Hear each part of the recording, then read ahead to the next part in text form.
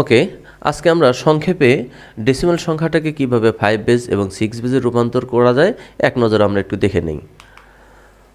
তার আগে আমার একটু সংক্ষিপ্ত পরিচয় দিয়ে নেই, তোমরা অনেকেই পরিচয় জানতে চেয়েছো। আমি মোহাম্মদ সোহেল রানা, প্রভাষক ICT, Alauddin Ahmed degree college.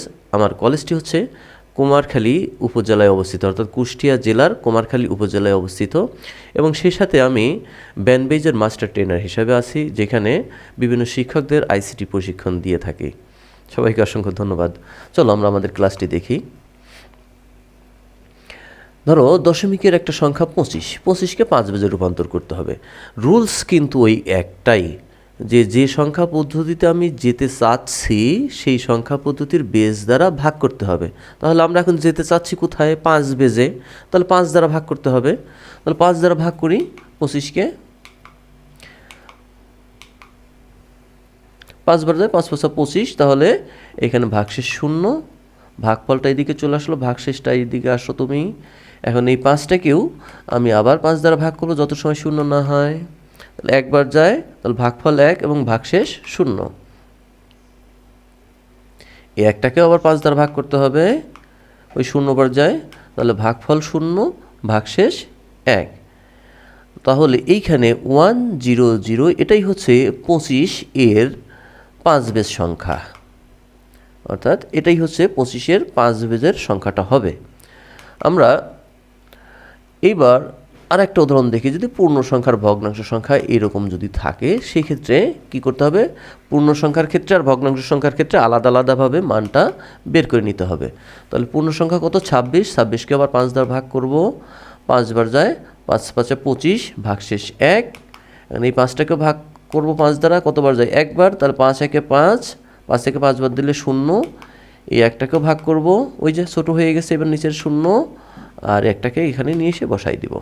তাহলে এখানে অ্যান্সার কত পেলাম? 101। এটুকু ওই 26-এর মানটা পেলাম। এখন 0.65 এর মানটা বের করব। 0.65কে 5 দ্বারা গুণন করলে কত হচ্ছে? 3.25। 0.25 গুণন 5, 1.25, আবার 5 দিয়ে গুণন করলে 1.25। তার মানে এখন 0.25 বারবার আসছে, তার মানে আর গুণন করব না। তাহলে এখানে অ্যান্সারটা কত হবে? 311, অর্থাৎ 0.311। এখন দুইটা অংশ একসাথে অ্যাডজাস্ট করে লিখতে হবে। এই হচ্ছে দশমিক সংখ্যা থেকে 5 বেজে রূপান্তর করার কৌশল। আমরা 6 বেজে যদি যেতে চাই, তাহলে এখানে কি করতে হবে? 6 দ্বারা ভাগ করতে হবে। আমরা একটা উদাহরণ দেখি। 35কে কী করতে হবে? 6 দ্বারা ভাগ করতে হবে। তাহলে কতবার যায়? 5 বার, 5 6 30, ভাগশেষ 5। এখন এই 5টাকেও আবার 6 দ্বারা ভাগ করতে হবে। যায় না, এই যে ছোটো হয়ে গেছে, যাকে ভাগ করতে যাচ্ছে সে তো ছোট, তাহলে নিচে 0 আর 5টা এই পাশে চলে আসবে।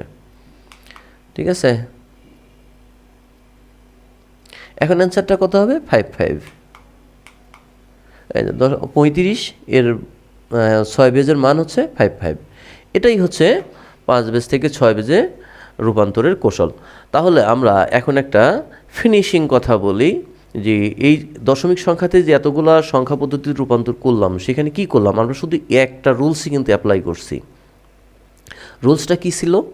যে দশমিক সংখ্যা থেকে তুমি বাইনারিতে যদি যেতে চাও তাহলে 2 দ্বারা ভাগ, দশমিক থেকে যদি অক্টালে যেতে চাও তাহলে 8 দ্বারা ভাগ, দশমিক থেকে যদি তুমি হেক্সাডেসিমালে যেতে চাও তাহলে 16 দ্বারা ভাগ, দশমিক থেকে যদি 5 বেজে যেতে চাও তাহলে 5 দ্বারা ভাগ বা 6 দ্বারা ভাগ, এইভাবে যে বেজে যেতে চাও।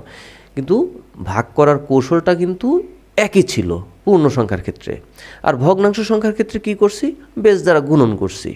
ভগ্নাংশ সংখ্যাটা যদিও কম আসে, পূর্ণ সংখ্যা নিয়ে প্রশ্নগুলো বেশি হয়, এই জন্যই পূর্ণ সংখ্যাটাকে বেশি ফোকাস করলাম।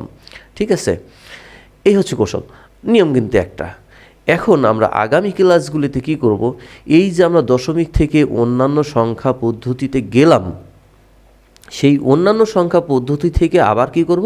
দশমিকে ব্যাক করব। এই ব্যাক করার জন্য আমরা আর একটা নিয়ম শিখব।